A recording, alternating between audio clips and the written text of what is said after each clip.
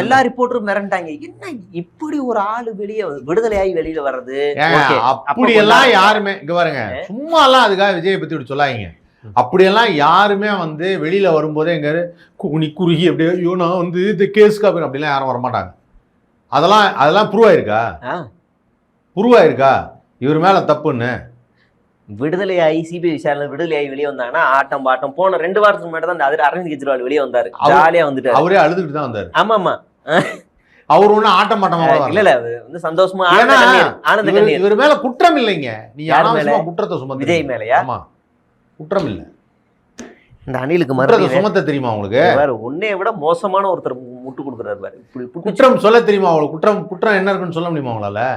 காலை 8 மணிக்கு போகாத ஒரு குற்றம், நேரத்திற்கு போகாத ஒரு குற்றம், தொண்டர்கள் சாப்பிட்டார்களா இல்லையா என்று பார்க்காத ஒரு குற்றம், தொண்டை வறண்டு கிடக்கும் அந்த தொண்டர்களை கவனிக்காத ஒரு குற்றம், ராத்திரியில் அடித்து விரட்டி ஓடியது குற்றம், மீண்டும் அவர்களை நேரில் பார்க்காத ஒரு குற்றம், 4 நாள் 1 மாதமா 15 நாள் கழிச்சு வீடியோ போட்டது ஒரு குற்றம்.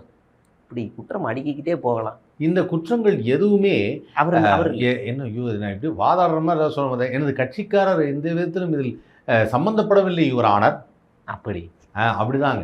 சினிமாவில் டூப் போட்டது போல அவரும் அந்த கரூர் சம்பவத்தில் டூப் போட்டார். எனக்கு தெரிஞ்ச அந்த இடத்துல சஞ்சய் இருக்காப்ல, விஜய் ஃப்ரெண்டு. ஆமா, அவர் தான் டூப் போட்டு லோ பட்ஜெட் விஜயா?